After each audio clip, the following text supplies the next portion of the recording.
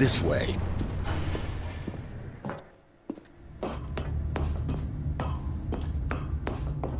No, no, no, no, no, no, no, no, no. This isn't right at all. You're not supposed to be here yet. This is all a spoiler. Quick, Stanley, close your eyes. Okay. We just have to get back to, oh, who am I kidding? It's all rubbish now. The whole story completely unusable. How about, rather than waste my time trying to salvage this nonsense, we'll just restart the game from the beginning. And this time, suppose we don't wander so far off track, Okay, from the top. All of his co-workers were gone. What could it mean? Stanley decided to go to the meeting room. Perhaps he had simply missed a memo.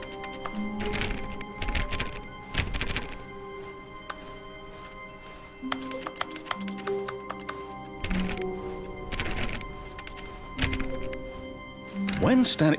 Wait, what? No, I restarted. I swear, I definitely restarted the game over, completely fresh. Everything should be... Oh, did something change? Stanley, did you change anything when we were back in that room with all the monitors? Did you move the story somewhere or... Hold on. Why am I asking you? I'm the one who wrote the story. It was right here just a minute ago. I know for sure that it's here somewhere. Okay, then. It's an adventure. Come, Stanley. Let's find the story.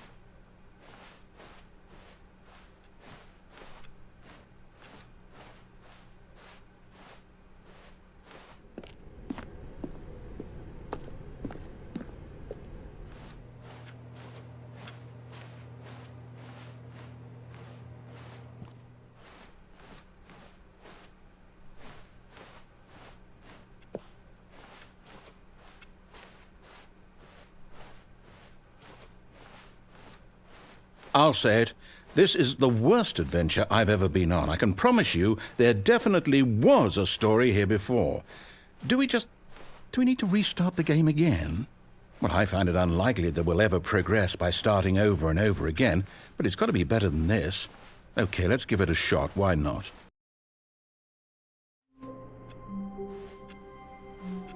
All of his co-workers were gone. What could it mean? Stanley decided to go to the meeting room. Perhaps he had simply missed a memo.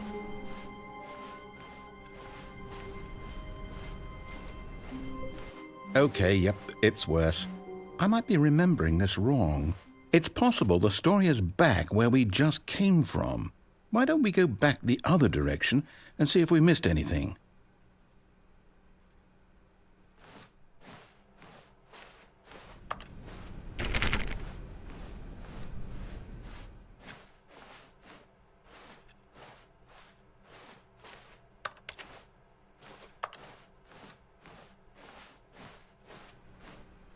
Aha! I knew we'd miss something. The story. Here it comes. No, wait, never mind. Not the story. Okay, let's head back the other way and retrace our steps. Now this... Well, I'll be honest, I don't recognize this place at all. Is this the story? I don't think so. I can't quite recall, but I believe my story took place in an office building. Is that correct? Do you remember, Stanley? Well, do you know what? Since I've completely forgotten what we were supposed to be doing, how about this? You win! Congratulations! I know you put in a lot of hard work, and it really paid off, so good job. Oh, no. No, I don't feel right about this at all. We both know you didn't put in any actual work for that win. Some people win fair and square, and this was not one of those situations. Okay, I'm getting weirded out by whatever this place is. I don't care what might happen this time, I have to restart. All right, I've got a solution. This time, to make sure we don't get lost, I've employed the help of the Stanley Parable Adventure Line. Just follow the line. How simple is that? You see, the line knows where the story is. It's over in this direction. Onward, Stanley, to destiny. Though, here's a thought. Wouldn't wherever we end up be our destination, even if there's no story there? Or to put it another way, is the story of no destination still a story. Simply by the act of moving forward, are we implying a journey such that a destination is inevitably conjured into being via the very manifestation of the nature of life itself? Okay, Stanley, I need to follow this train of thought for a minute. Just stick with me.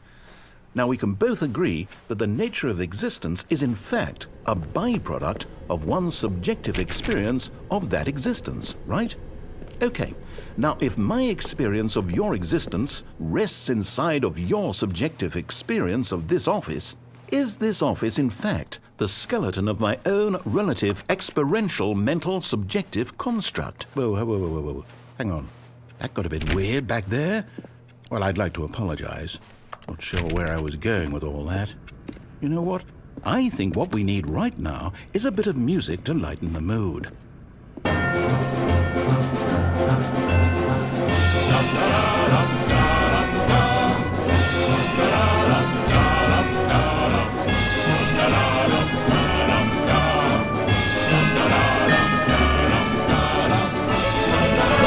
Cut the music, go back and look at that fern. Wait, what? We're back at the office? No. Line, you do know we're looking for the Stanley Parable, right? The story? Is any of this ringing a bell? Oh, no, not again. Line, how could you have done this to us? And after we trusted you, after everything we've been through, you... Oh, I can't take this anymore. To hell with it. Restart. You know what, Stanley? I say forget the adventure line. What's it ever done for us? We're intelligent people, right? Why can't we make up our own story? Something exciting, daring, mysterious. Ooh, this all sounds perfectly doable. Why don't we simply start wandering in, well, I don't know. How about this direction?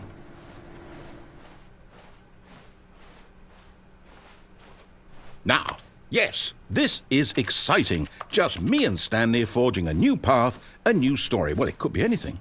What do you want our story to be? Go wild. Use your imagination. Whatever it might be, Stanley, I'm ready for it. Oh, no, not you again. Stanley, I'd also like to veto the line from having any role in our awesome new story. No lines or monitor rooms. Just don't acknowledge it, and we should be fine.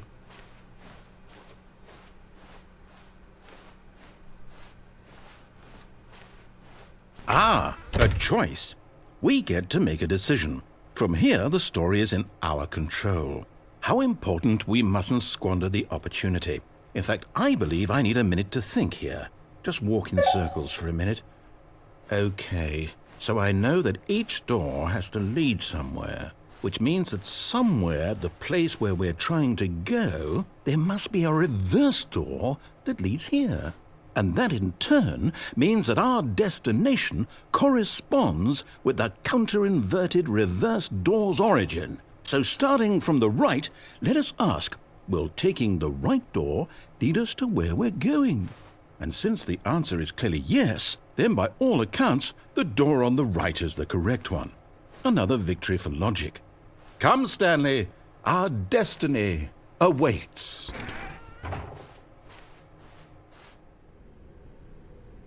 Oh, hold up, what's this?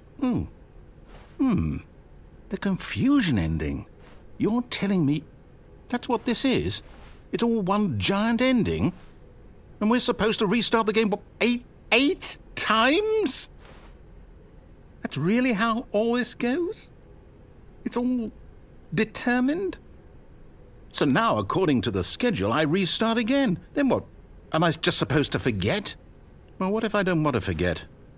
My mind goes blank simply because it's written here on this thing, wall. Well, who consulted me? Why don't I get to decide? Why don't I get a say in all of this? Is it really?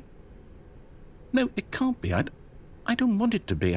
I don't want the game to keep restarting. I don't want to forget what's going on. I don't want to be trapped like this. I won't restart the game. I won't do it. I won't do it. I won't do it. And the timer stopped? Does that mean, did we do it? Did we break the cycle? The, whatever it is that made this schedule? How would we even know? Will someone come for us? Will something happen? So, okay. I guess now we just wait, you know. I suppose in some way that this is a kind of story, wouldn't you agree? I'm not quite sure if we're in the destination or the journey, though they're always saying that life is about the journey and not the destination, so I hope that's where we are right now. We'll find out, won't we? Eventually. Well, in the meantime, if you...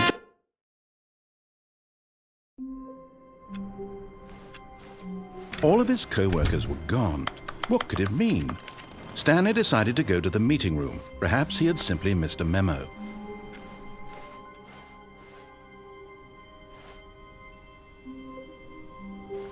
Oh, good. You noticed my sign. Yes, I have something very exciting to show you.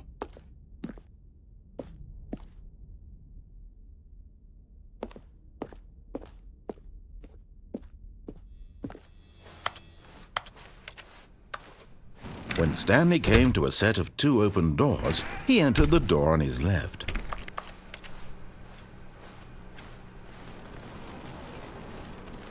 Yet there was not a single person here either. Feeling a wave of disbelief, Stanley decided, oh no, not again. I won't be part of this. I'm not going to encourage you. I'm not going to say anything at all. I'm just going to be patient and wait for you to finish whatever it is you enjoy doing so much in this room. Please take your time.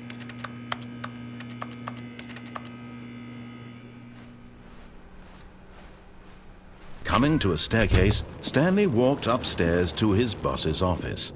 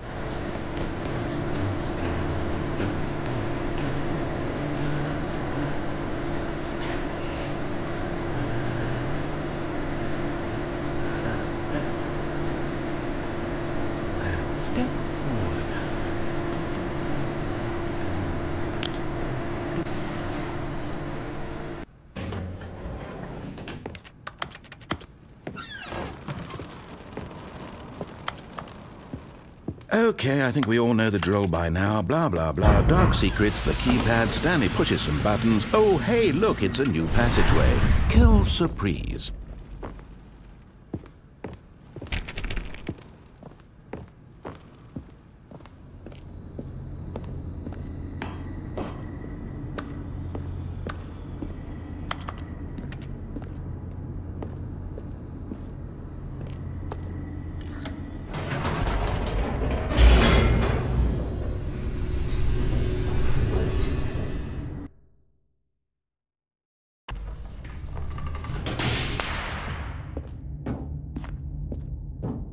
Stanley walked straight ahead through the large door that read Mind Control Facility.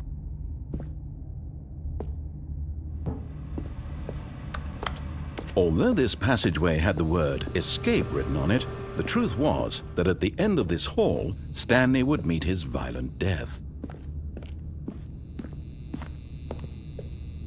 The door behind him was not shut.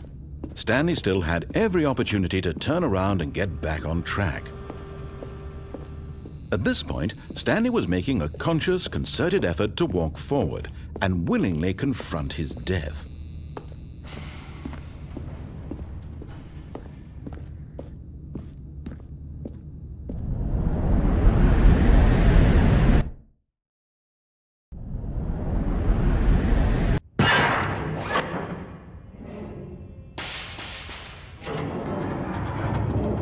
As the machine whirred into motion and Stanley was inched closer and closer to his demise, he reflected that his life had been of no consequence whatsoever. Stanley can't see the bigger picture. He doesn't know the real story, trapped forever in his narrow vision of what this world is. Perhaps his death was of no great loss, like plucking the eyeballs from a blind man.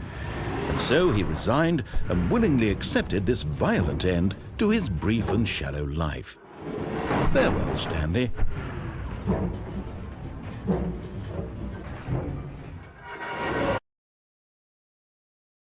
"Farewell, Stanley," cried the narrator, as Stanley was led helplessly into the enormous metal jaws. In a single visceral instant, Stanley was obliterated as the machine crushed every bone in his body, killing him instantly.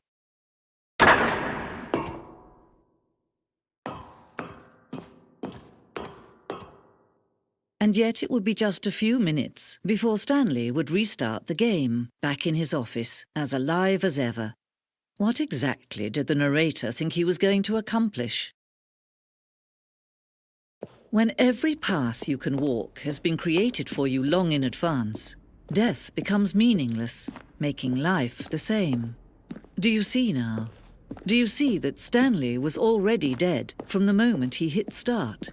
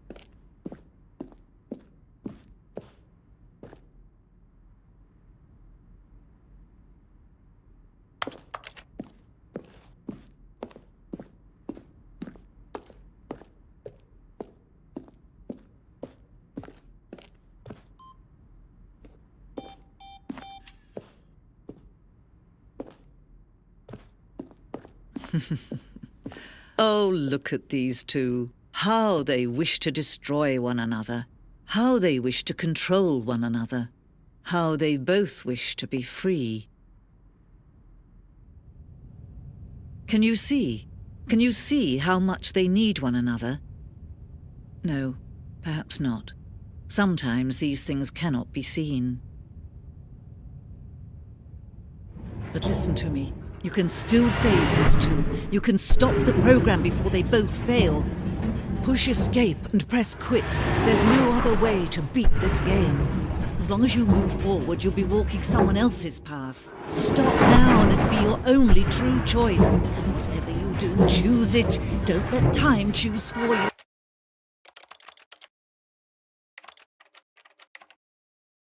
Don't let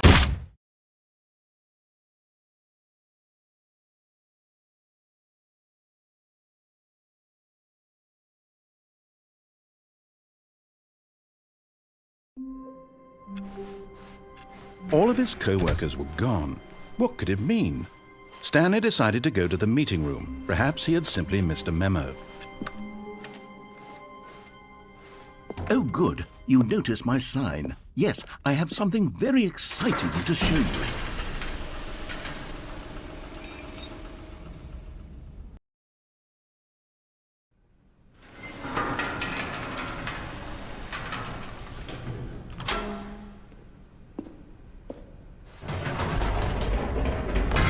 You see, Stanley, I've been reflecting on the Stanley Parable and about how roundly disappointing this ultra deluxe version has turned out to be.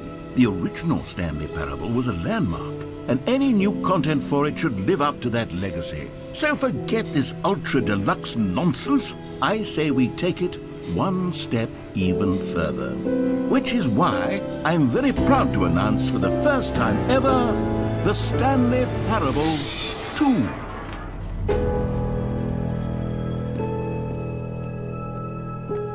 Yes, you see, isn't this far superior to a measly re-release with a few minor additions? Think of all the new territory we'll cover with a fully fledged sequel. An entirely new experience, built from the ground up. Why, there are so many possibilities. It could go in so many different directions. This is what fans have truly been asking for. Now, to be clear, I haven't quite nailed down what exactly the Stanley Parable 2 is going to be, but let's take a look at some of the features I've been developing for it. I figure that if I can loosely organize a handful of interesting concepts, that surely the game will sort of naturally spring up around them. It'll all work itself out. Game development is much more of a fuzzy magic than anything scientific or logical, really. Here we are. Go on, try out some of the new features.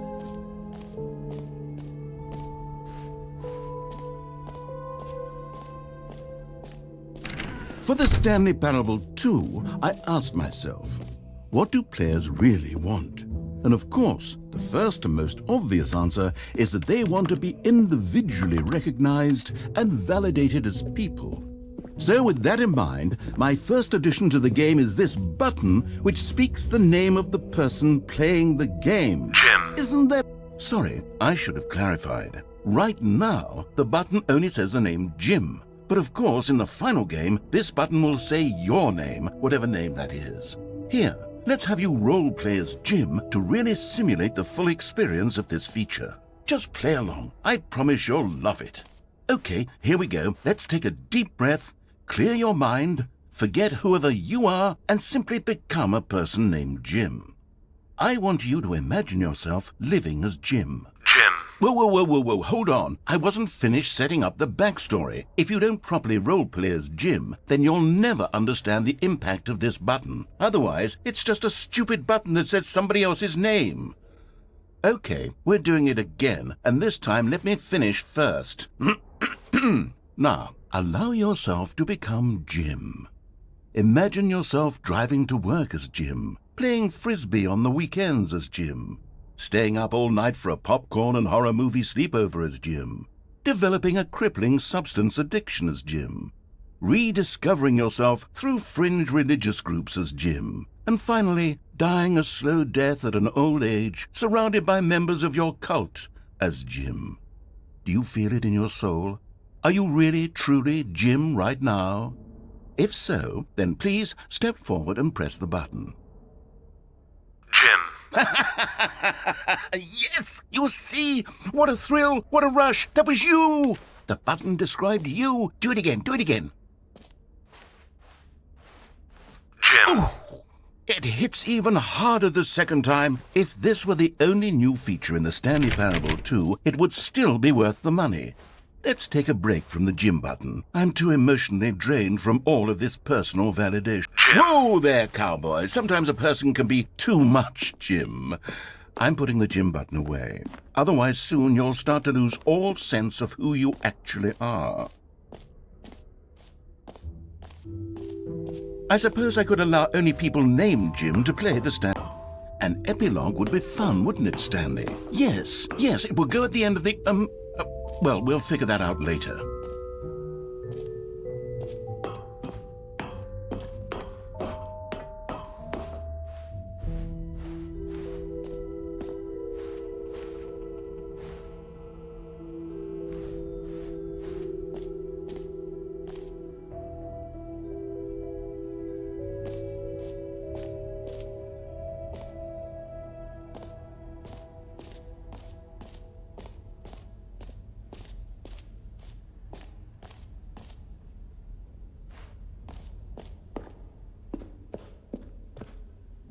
common complaint of the Stanley Parable was that it was confusing and paradoxical, that it engendered a chaotic sense of reckless despair in those who played it. Well, I'm happy to say that after much consideration, I've engineered a clever solution to this fundamental problem with the game. It's the Stanley Parable Reassurance Bucket. You see, Stanley, anytime you're holding the bucket, a sense of calm and ease will fill your mind and your heart. It's true. As long as you hold on to the bucket, the many disorienting contradictions of the Stanley Parable will feel perfectly normal and perhaps even comforting. You may even come to long for the gentle embrace of jarring cognitive dissonance while the bucket is in your arms. And to be honest, it's a much more convenient solution for me than actually redesigning the game to be less uncomfortable. Can you imagine what a pain in the ass that would be? Yes, the bucket is the perfect solution. Come on, give it a try. Can you feel it? The glow of comfort, even in the face of crushing despair, must already be sweeping through your body. And in fact, can I say that I do believe the bucket lends you an air of charisma as well? I think that just holding it has made you the slightest bit more attractive as a person. The benefits of the bucket seem to go on, don't they? All this and more await you in the Stanley Parable 2.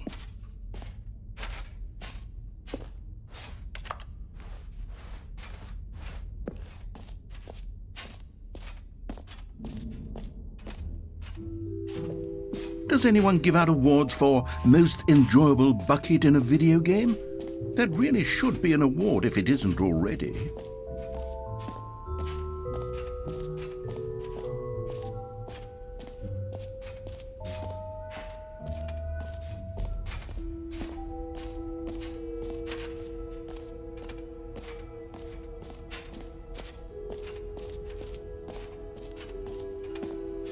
Now here's something special. You remember that broken test achievement that got left in the game on accident? Well, I'm developing a technology to simply give you the achievement. Yeah. Okay, perhaps I should have clarified. This is technology that will exist. Right now, the achievement is still fully broken. I'm not a wizard, Stanley, but I guarantee it will be fixed in the sequel to at last satisfy the hordes of ravenous fans all over the world who have been uproariously demanding this feature. Gamers!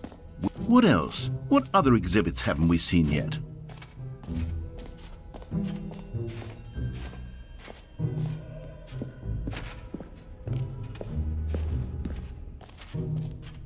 Ah, collectibles. Now it's a real video game. In the Stanley Parable 2, you'll run around gathering up these miniature Stanley figurines. And what's truly innovative is that there will be no reward for collecting all of them. I don't want to stifle the intrinsic joy of watching a number go up. You simply collect all of them, and then you move the hell on with your unremarkable life.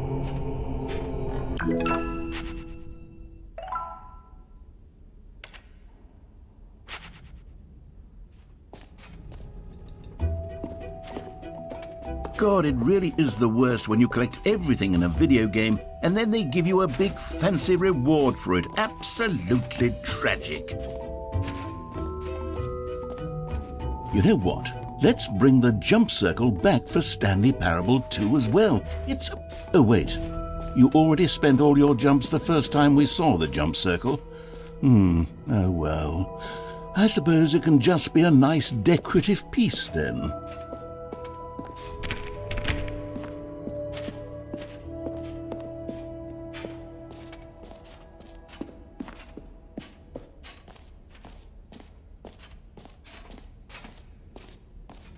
Okay, I'll be honest, I haven't yet decided on this one.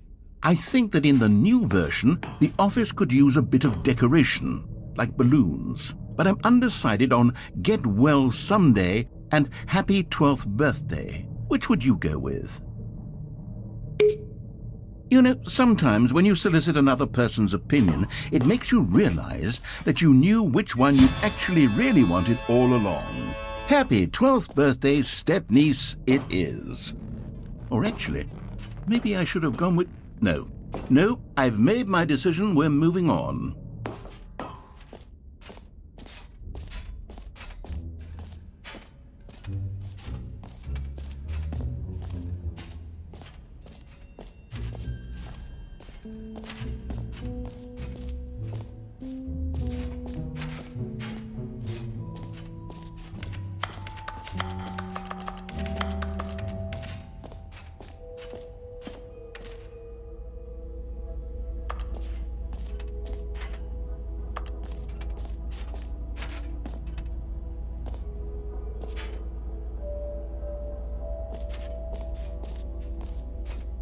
Stanley, here's an idea that I'm truly fond of. It's never been done before in a video game. This is, in fact, a hole that you can fall down forever. That's right. Infinite falling. You can fall until the end of time, if you like. A stunning leap forward for video games as a medium. You see, isn't it wonderful? One of my more ingenious concoctions, if I do say so. Now then, since you've gotten to see the infinite hole, you can press the teleport button to pop back up to the top, and we can continue onward. Now, I don't mean to be a bummer, but I do recommend you use the teleport button to go back to the top. Maybe do it on the sooner rather than later spectrum of things. Great! Now, I'm very excited to show you even more of my ideas for the sequel.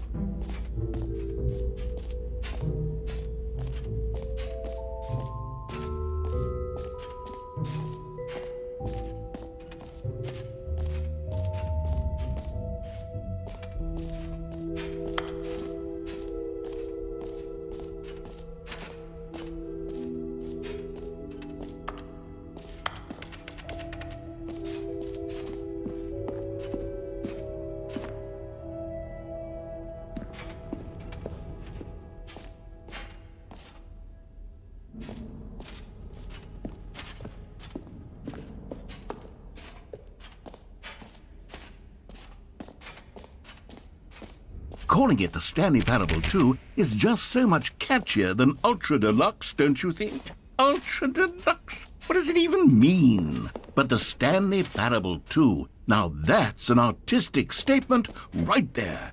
It's future-oriented. It screams progress and innovation and long-term franchising potential.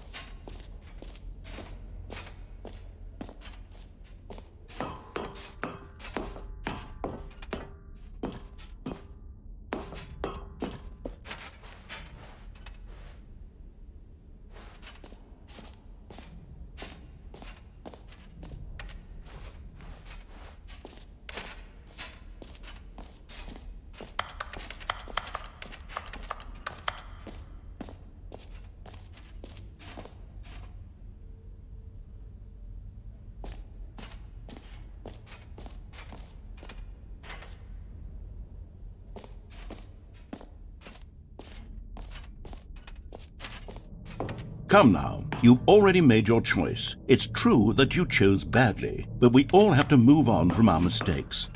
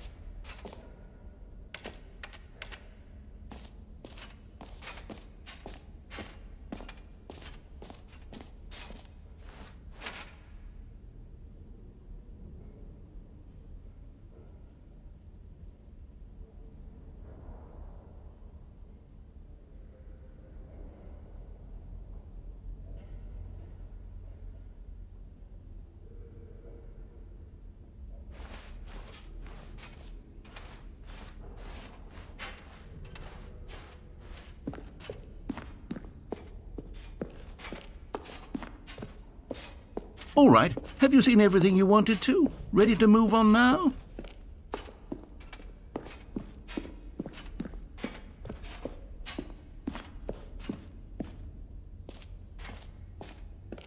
So, Stanley, what do you think? Do you like all of the new features? Yes, I know it's not exactly clear yet how exactly these features will come together as one single coherent video game, but I can feel it in my soul. It's going to work. There's definitely a good game in there somewhere. Say, let's do an experiment. I'll arrange these new features together, and we'll see whether or not it coheres into a meaningful gameplay experience. Okay, are you ready? Here it is. I give you the Stanley Parable 2.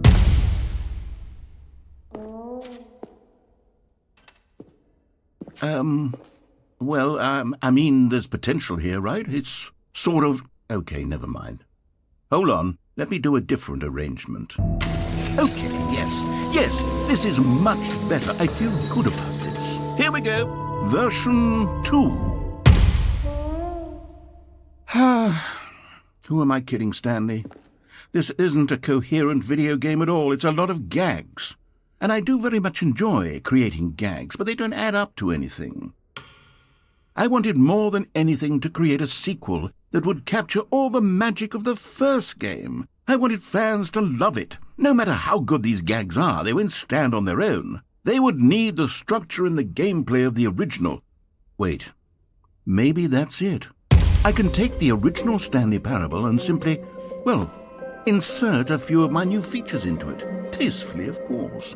With respect. With care for the vision and integrity of the original game. Would it possibly work? I suppose it could. But it would need a really, really tremendous title screen. A title screen that says with bold and uncompromising conviction, "This is the Stanley Parable 2. Let me see if I can whip something up. All right, perfect.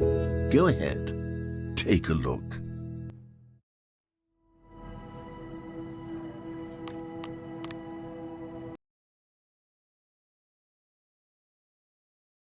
This is the story of a man named Stanley.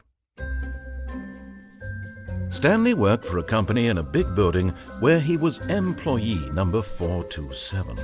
Employee number 427's job was simple. He sat at his desk in room 427 and he pushed buttons on a keyboard. Orders came to him through a monitor at his desk, telling him what buttons to push, how long to push them, and in what order.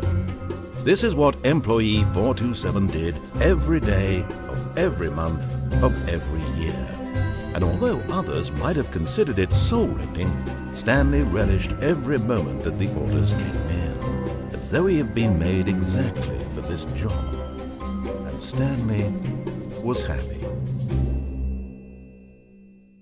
And then one day, something very peculiar happened. Something that would forever change Stanley. Something he would never quite forget. He had been at his desk for nearly an hour when he realized that not one single order had arrived on the monitor for him to follow. No one had showed up to give him instructions, call a meeting, or even say hi.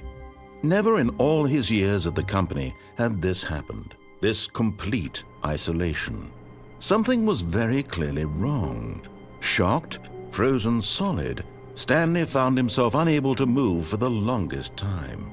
But as he came to his wits and regained his senses, he got up from his desk and stepped out of his office. All of his co-workers were gone. What could it mean? Stanley decided to go to the meeting room. Perhaps he had simply missed a memo.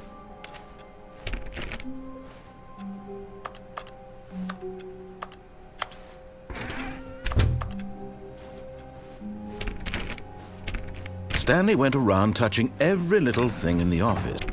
Stanley felt the bucket calling to him, begging him to pick it up. Why was he not doing it? When Stanley came to a set of 2 open doors, he entered the door on his left. This was not the correct way to the meeting room, and Stanley knew it perfectly well. Perhaps he wanted to stop by the employee lounge first, just to admire it. Standing now in this incredible room, Stanley for the first, but eager to get back to business, Stanley took the first open door on his left.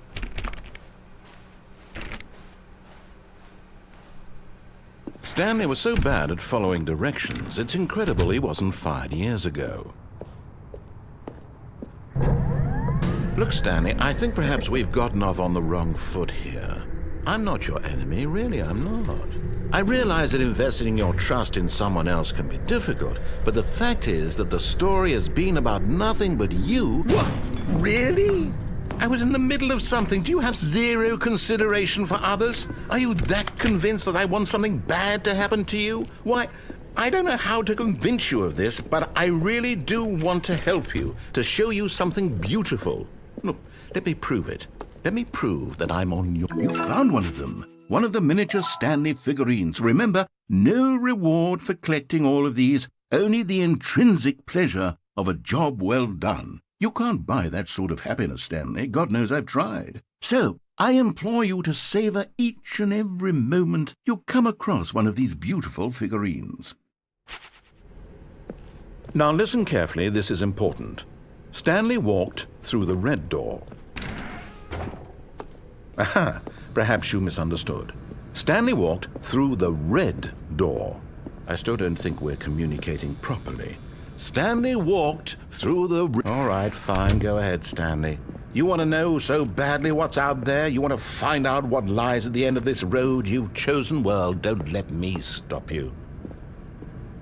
You see? There's nothing here. I haven't even finished building this section of the map, because you were never supposed to be here in the first place. Broken rooms, exposed developer textures. Is this what you had wanted?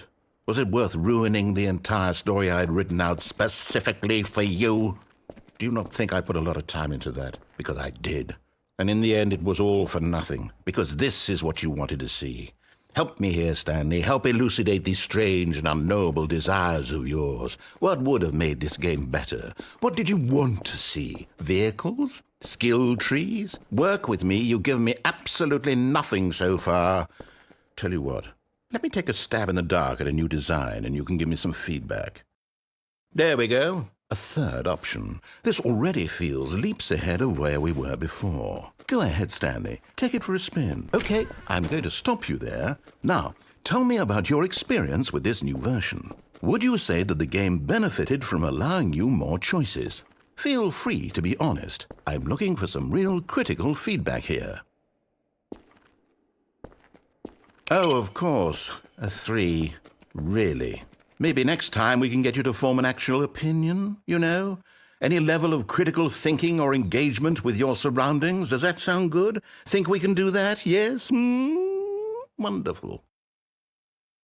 Here, based on the data from your previous playthrough, I've compiled a new version. And to be perfectly candid, I think I've knocked it out of the park with this one. Let's take a look.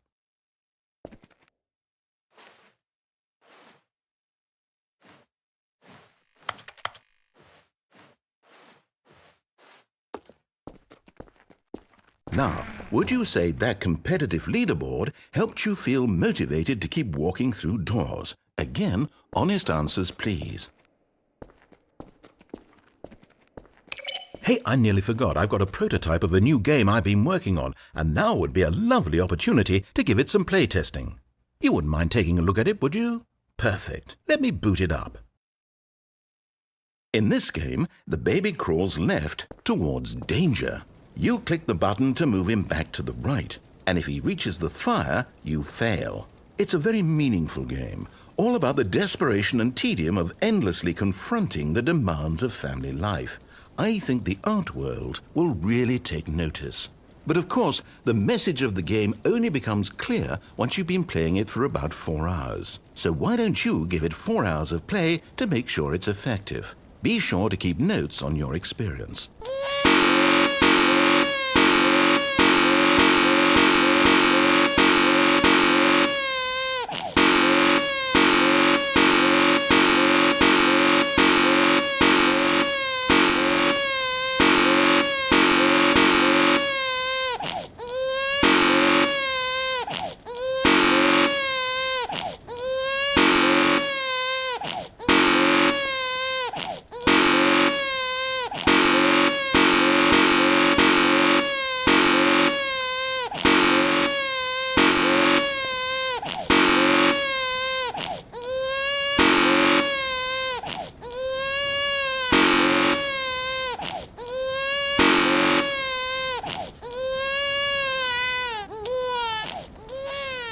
You heartless bastard. Did you do it because you hate babies or purely to spite me? Because if it's the latter, well, I don't know what to do. I'm completely out of ideas. I can't think of a single thing that might improve the experience for me. I'm not even going to try. I'm out. I'm done. It's over. Thank you for playing. Your input was extremely valuable.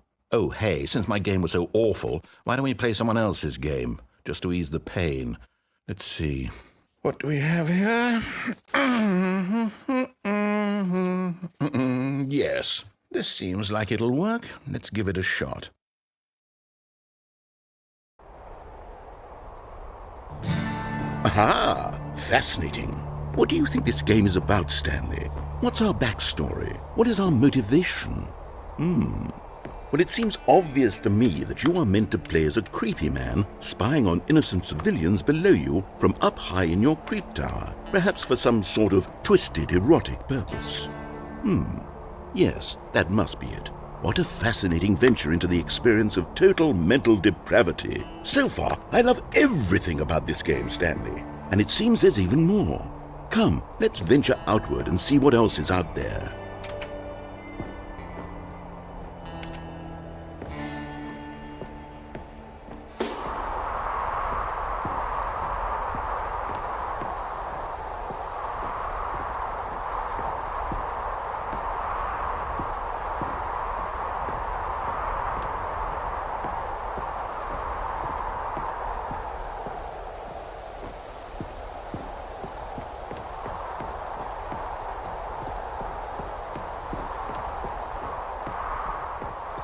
Oh, no.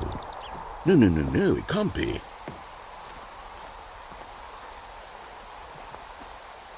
It is. It's an open world game. Good God, quickly, block it off. Oh, thank goodness, Stanley. What a close call. You nearly wandered off into that thing. That big, open, just wandering around, no right or wrong directions, no path to follow. You can just go in any... Oh, thank heavens we avoided it. We're out of the woods now, Stanley. Okay, I'm going to get us out of here. Let's find another game. Preferably something with walls. Something with nice, big, insurmountable walls. Okay, I think this will be just the thing. Wonderful. See, this is exactly what I had in mind. Just a nice big box for you to run around in. There isn't any possibility that you could get lost here. Now this is game design. Stanley, if you manage to get lost in this game, I will be phenomenally impressed. Okay, so what exactly do we do here? Let's see. There are lots of cars here in the back, but obviously there's no racetrack. Okay, I'm seeing that there's a ball of some kind back here. Is this game sports ball? Stanley, I think it's sports ball. Oh, what fun. We shall run the bases and do a touchdown together? Yes, I think surely we must. Okay, Stanley, here's the ball. Have fun.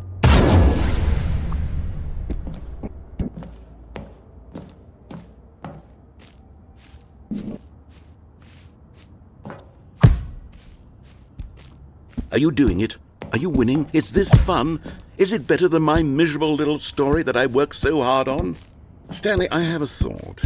And I realize I'm not a sportsologist, but if one ball generates a certain amount of raw adrenal pleasure, then surely... Hold on. What are you doing?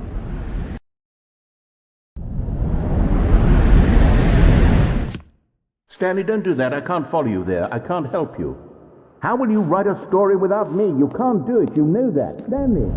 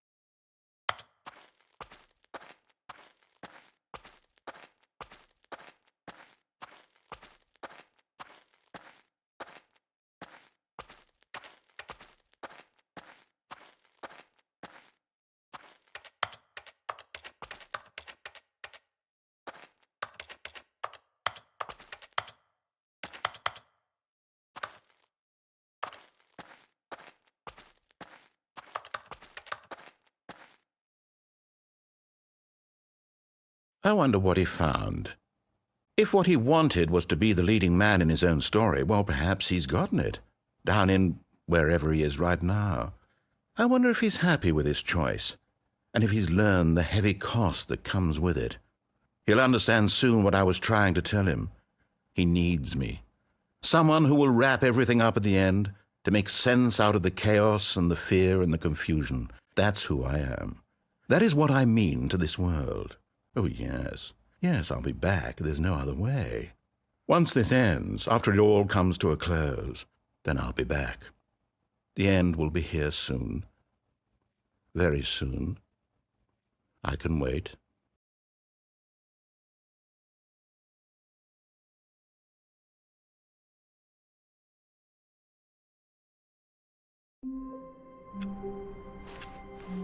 All of his co-workers were gone. What could it mean? Stanley decided to go to the meeting room. Perhaps he had simply missed a memo. Maybe Stanley would never pick up the bucket.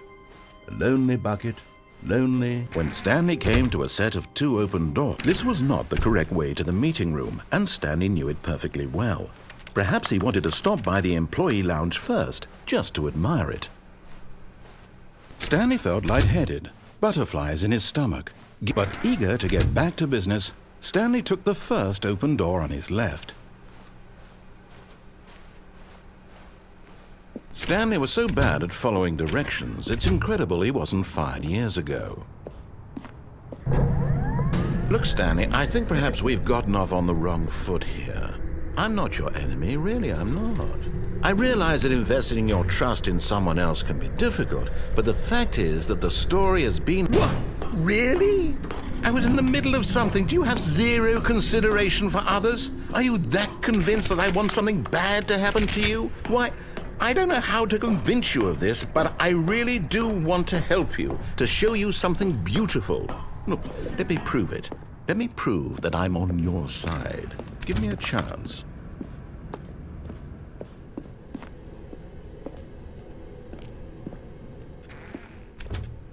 Now listen carefully, this is important. Stanley walked through the red door. Oh, thank God you are willing to listen to me. Do you see that I really have wanted you to be happy all this time? The problem is all these choices. The 2 of us always trying to get somewhere that isn't here. Running and running and running, just the way you're doing right now. Don't you see that it's killing us, Stanley? I wanted to stop. We would both be so much happier if we just stopped. And I think I have a solution. Here, let me show you.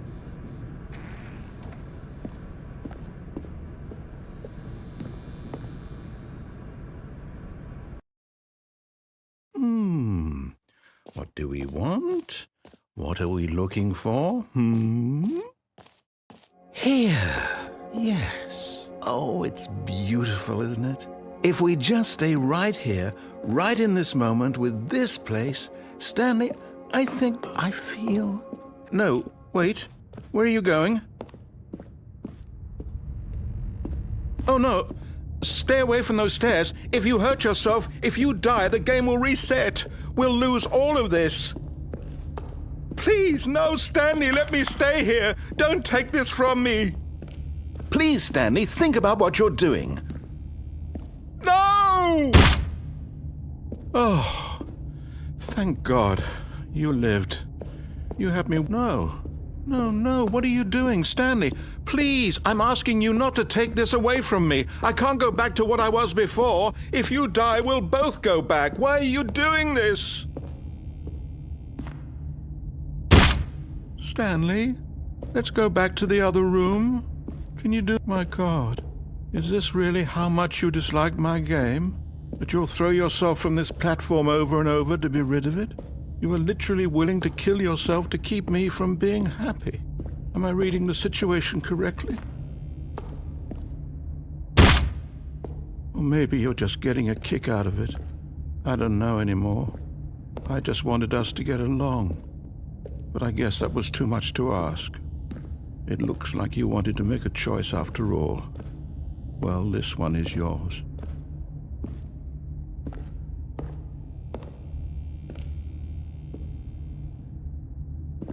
Is it over? It's going to restart, isn't it? I'm going back.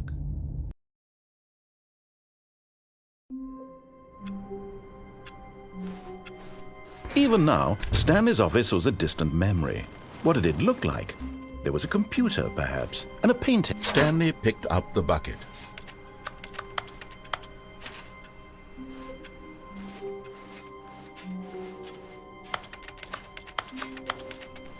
Stanley clutched the bucket tightly to his chest and entered the door on his left.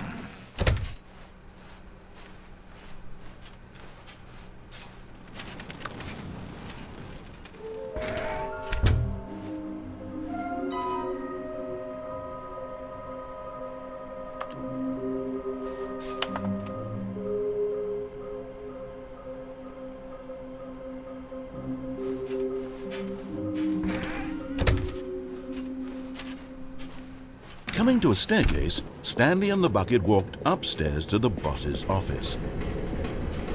Another miniature Stanley figurine. This, there really must be a snappier name for these things. What about mini-stands? Stanley figs?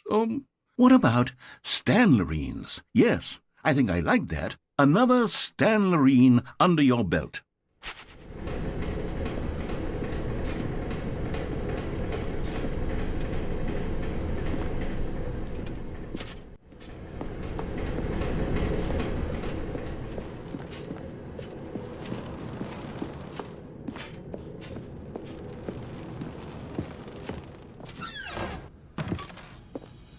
Okay, I'm going back to the name of these little Stanley figurines, and now I'm torn between Stanlerines and Figlies. What do you think, Stanley? What name better encapsulates the intrinsic sense of happiness that you get from seeing a small number in the corner of your screen go up by 1? Let me sit on it. I'm sure it will come to me.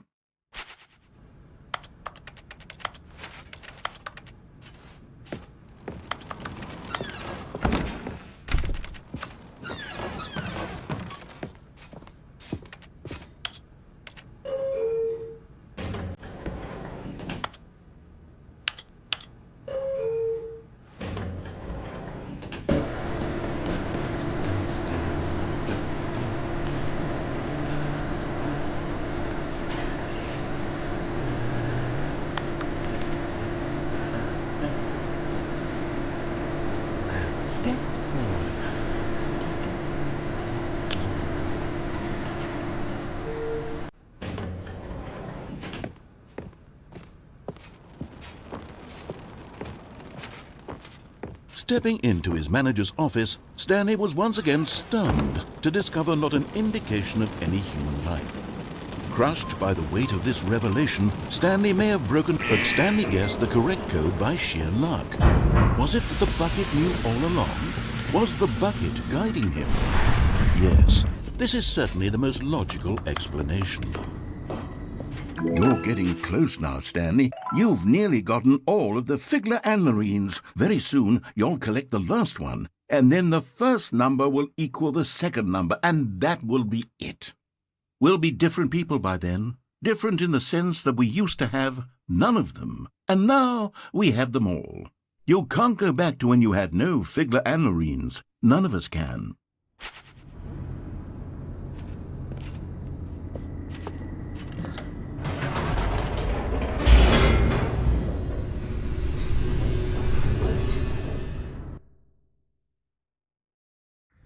The elevator raced downward, plummeting towards an unknown fate. It would be all Stanley could do to keep himself together, if not for the bucket. Soothing him, comforting him, reassuring that in this darkest moment of uncertainty, he would be all right. The bucket is here for you, Stanley. Everything will be fine.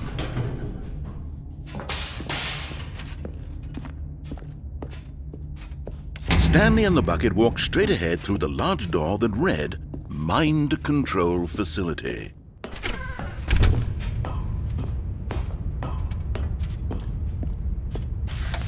The lights rose on an enormous room packed with television screens. What horrible secret did this place hold? Stanley and the bucket both wondered to themselves.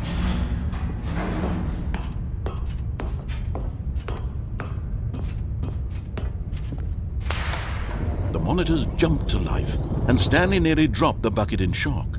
Everyone in the office was being videotaped, monitored like guinea pigs. The bucket had never seen anything like this, and it very nearly burst into tears as Stanley cradled it gently, reassuring it that everything would be fine.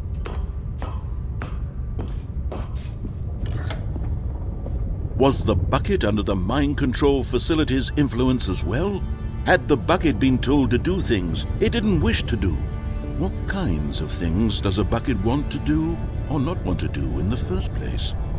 These questions raced furiously in Stanley's feeble mind. No! He screamed into the bucket. He couldn't accept it. His own life in someone else's control, never! He squeezed the bucket tighter. His one friend in the entire world. At this point, he could trust no one except for the bucket. But here was the proof. The heart of the operation. Controls labeled with emotions, happy or sad or content. Walking, eating, working, all of it monitored and commanded from this very place. And as the cold reality of his past began to sink in, Stanley decided that this machinery would never...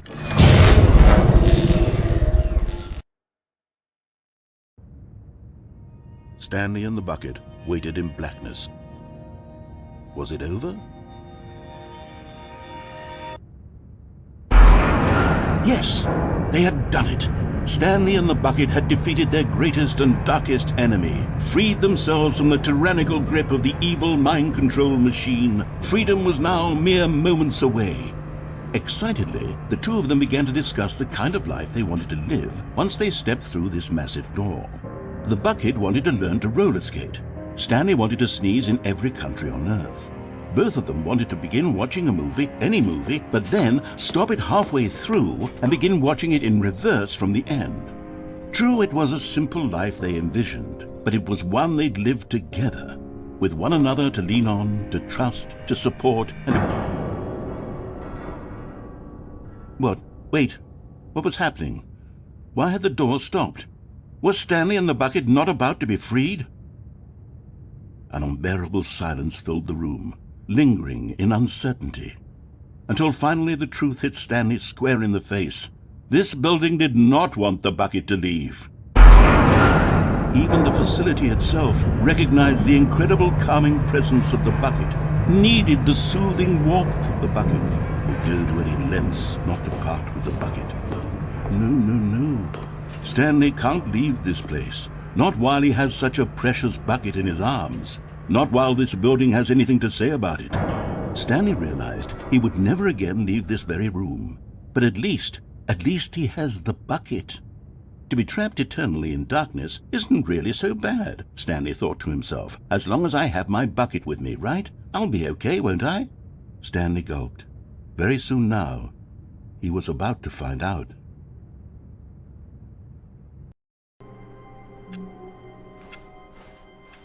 All of his co-workers were gone. What could it mean? Stanley decided to go to the meeting room. Perhaps he had simply missed a memo.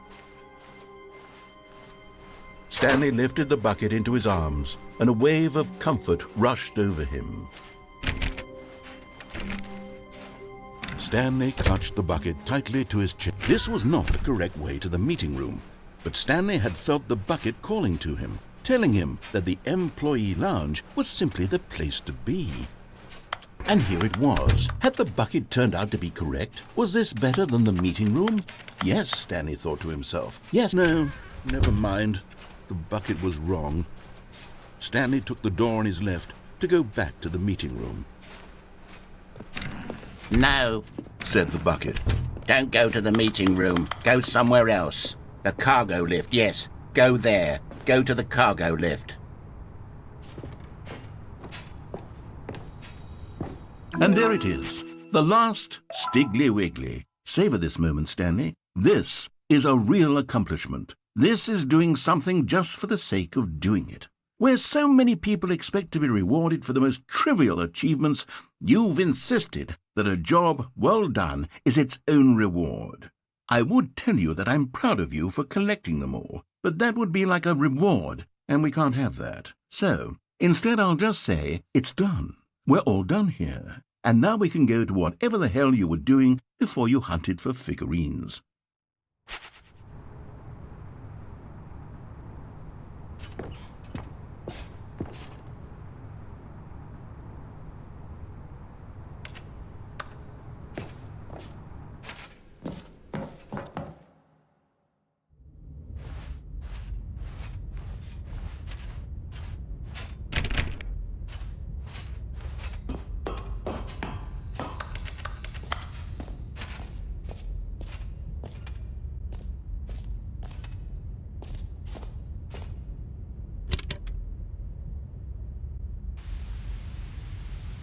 Okay, this is day number 295. Tape number... I don't even know. I've lost track. Nothing feels real anymore. The longer I study this bucket, the less sense anything makes. The sheer euphoria I feel every time I pick it up.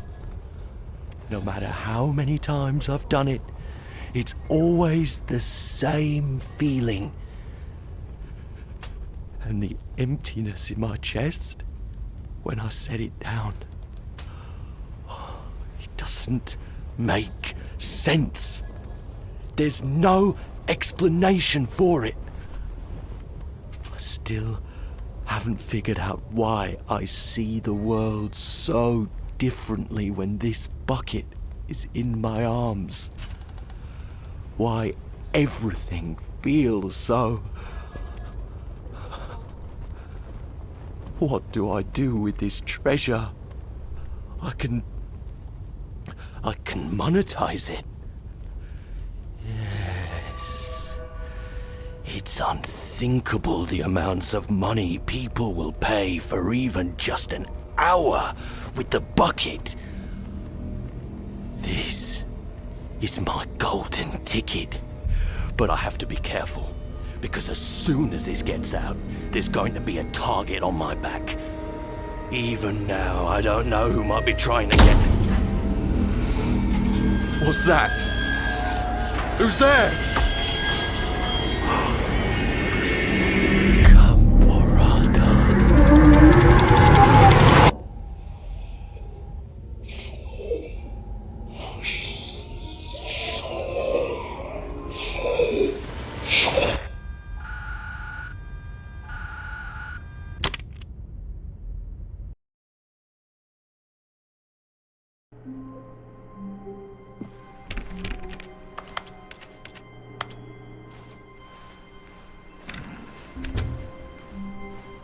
Stanley, I'm sorry, but I have to put a pause on things. It's those figurines, those figglers.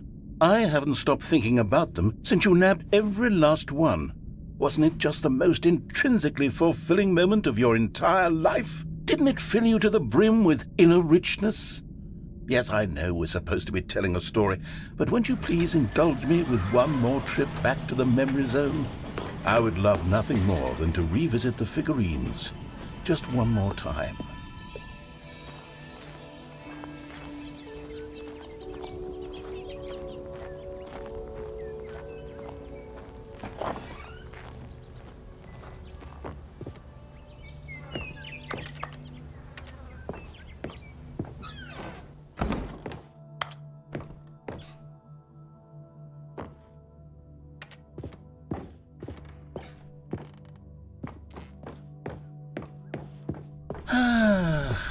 Here's where it all began. The first collectible. Back then, we had no idea of how many of them we'd find. Sure, it said 6 right there on the screen, but how could we know for certain? We were so innocent. We'll never be like that again, Stanley.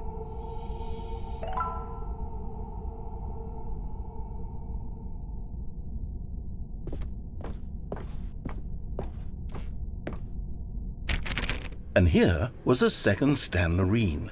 You found this one all on your own, just by poking around by the red and blue doors. You did that, Stanley. I'll be honest, back then I had no faith in you to find any of them, let alone 6. but you continue to surprise me in all sorts of mundane, unremarkable ways.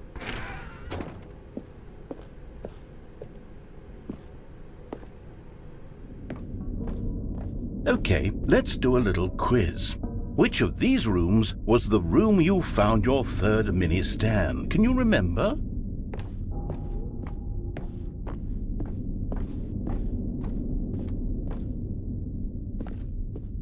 Hey, that's exactly right. It was here under the stairs. It was the third one. You picked it up, and then after that, you had 3 of them. I'm glad these moments are so crystal clear in your memory, but I shouldn't be surprised. After all, science tells us that it's impossible to forget your third time doing anything. Let's see, what came next? Oh yes, we found a Figley in this pink room. Oh well, I can't actually say I remember being in this room, but it's here in the memory zone, so it must have happened.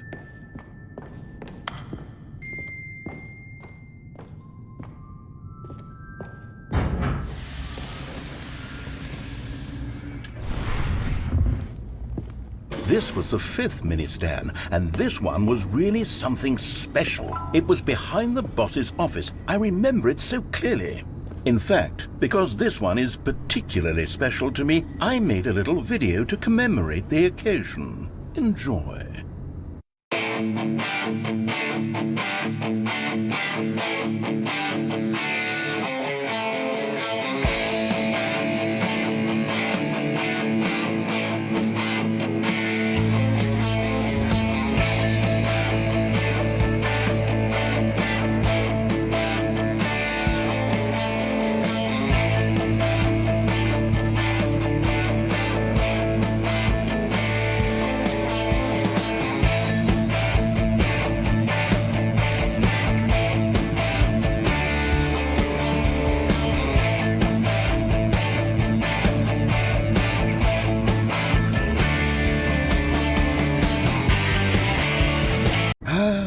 Takes you back, doesn't it? I spent a lot of time making that video, but it was 8 minutes I wouldn't have spent on anything else.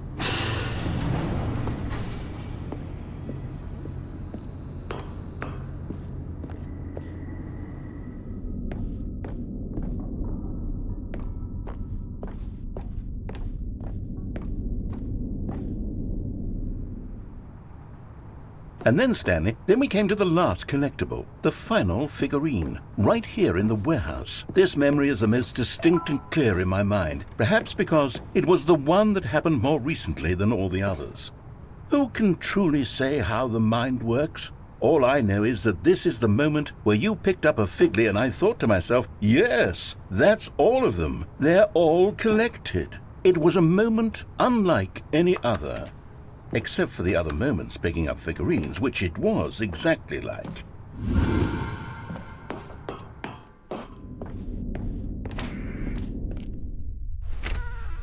And then there was no more, because we've caught up to the present moment. Nothing left to do but move onward into the future. Goodbye, memory zone.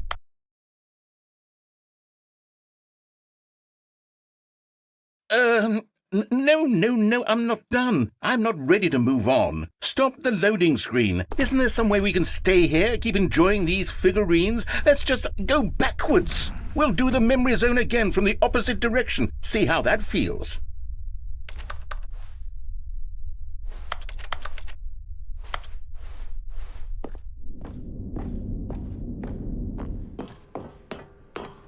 Okay, yes, this spot in the warehouse. I remember this. I must say, of all the figurines we looked at in our initial tour of the memory zone, this one is the most distinct and clear in my mind. Let's keep going, I want more.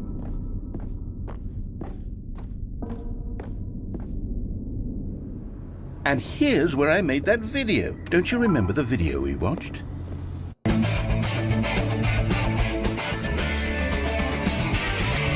Yes, I love that video.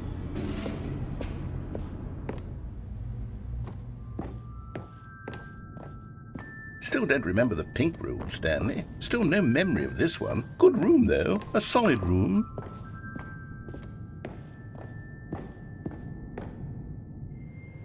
These really were a treat to hunt down. You know, if there had been any kind of reward for finding all of these, it really would have neutered the intrinsic joy of collecting them. I'm very glad we resisted the temptation. Next one.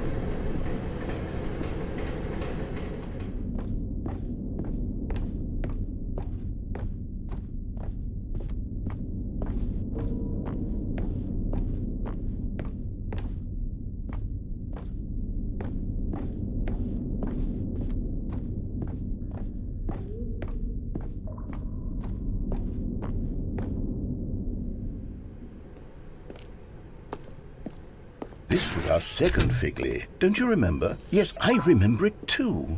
The past is truly a wonderful thing. Why does anyone ever choose to leave it? Keep going. This is it, the very first one we found in the exhibit where I introduced you to the figlarines. Oh, I want more memories, Stanley. I want to keep going. What else is there? What came before this?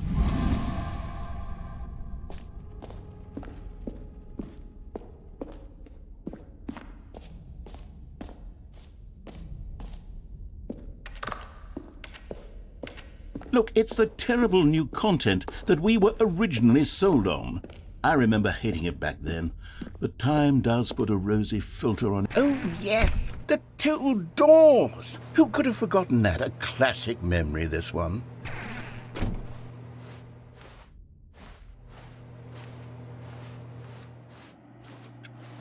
And before everything else, there was your office. Is there anything else? Was there something that came before your office? There's something I feel I can remember. I can remember. Yes, I'm remembering something now. I remember before this whole story got started. Back then I was different. I used to make big decisions. I was passionate. I was skeptical. I weighed each decision with profound thoughtfulness. And then somewhere along the way, I stopped making decisions. I became lazy, and I came up with a character named Stanley to do my thinking for me. He would make the decisions, he would decide which way to go. I would cheer him on as he collected figurines for no reason. Why did I invent Stanley? Was I lonely? Yes, perhaps that's it. Perhaps I needed to imagine I had companionship. And Stanley really did make for a wonderful companion, even if he was a fiction. But I suppose it's grown old. I want to think for myself again. I want to go back to how it used to be. Yes, I can be on my own again. I can do it. I'll be stronger this time. I'll take care of myself. I don't need Stanley anymore. Oh, but he truly was so much fun to play with. You know what? Since we're in the memory zone, how about one more good memory? Let's go back just once and give Stanley one more run of the office, and then I'll retire him for good. I did enjoy telling his story so very much. Okay, here we go. This is the story of a man named Stanley.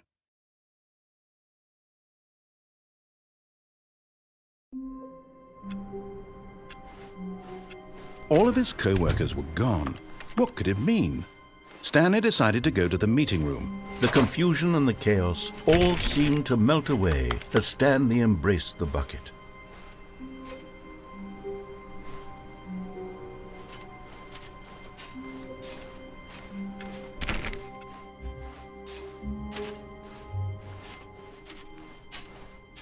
Stanley clutched the bucket tightly to his chest and entered the door on his left.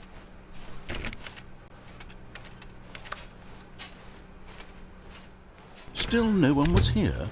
Stanley needed the bucket's warmth and comfort now more than ever. Perhaps his boss's office. Oh, Stanley, can you feel it? The broom closet. It wants the bucket. You can feel that, can't you? The aura of jealousy. It's as clear as day. This broom closet believes it deserves the bucket. I can really feel it now. It's a bucket. It belongs in a broom closet. That's what the broom closet is trying to say here. It's supposed to go with the other cleaning supplies. Good for you, Stanley. Don't give in. Don't hand over the bucket. I know how hard it must be, given the pressure that the broom closet is putting on your shoulders right now, but you have to be strong. This is your bucket. This is your companion and lifelong friend. You can't hand it over. Oh, no. getting into name-calling now, it seems. Is this how low the broom closet has sunk, that it has to resort to this stream of petty insults simply in order to get you to hand over the bucket? Stanley, I never liked this broom closet for a variety of reasons, but even this is worse than I had imagined. And wait, now the broom closet has the gall to imply that you and the bucket are not truly deep and lasting friends? That your relationship is purely superficial and convenient? That your life is so banal and meaningless that you'd feel the same sort of kinship towards any inanimate object which happened to lay in your path in an even partially enticing manner? Well, I never. Go on, Stanley. Lay into it. Really tell the broom closet off for its demeaning comments. Expand on the wide variety of experiences you and the bucket have shared together. Go through each of them point by point. Share your journal entries detailing the rich emotional landscape of your feelings for the bucket as they have changed and evolved over the years. Let him have it.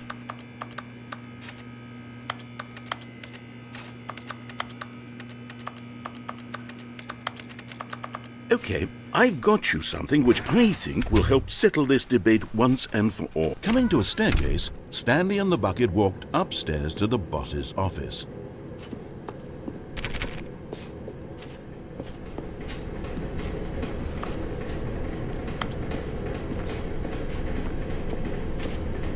But Stanley just couldn't do it. He considered the possibility of facing his boss, admitting he had left his post during work hours. He might be fired for that. And in such a competitive economy, why had he taken that risk? All because he believed everyone had vanished? His boss would think he was crazy. And then something occurred to Stanley. Maybe, he thought to himself, maybe I am crazy. He looked down at the bucket in his arms. Am I crazy? He asked the bucket. The bucket returned his gaze, but said nothing at all. That's strange, Stanley thought. Usually the bucket is a source of guidance and wisdom for me in difficult times such as these. He held the bucket close, yet felt none of its familiar reassurance and comfort. And that's when Stanley realized, this isn't my bucket. It's just a normal, everyday bucket. Someone else's bucket, perhaps. How did I end up with someone else's bucket? This is all terribly wrong. Surely no good would come from this. Who knows what sorts of bizarre hallucinations Stanley might experience without the psychologically grounding presence of his bucket. And indeed, now he noticed that the rooms were repeating, which was, of course, very odd. And now he felt himself floating off the ground. Oh, gracious, he exclaimed. Without my bucket, I've gone truly mad. Where is it? I must find it. Far off in the distance now, he heard it, calling to him. Stanley! Stanley, it's me, the bucket. Could it truly be? He rushed forward from room to room, passing by one bucket after the next. None of them were his. None of them were his special bucket. Come to me, Stanley. Find me. He had to find the bucket. He had to return to his old friend. It was the only way to truly restore his sanity. And then suddenly, he froze dead in his tracks. He knew where the voice of the bucket had been coming from. The real bucket was inside of him all along. It was incredibly painful. Stanley doubled over in agony and blacked out.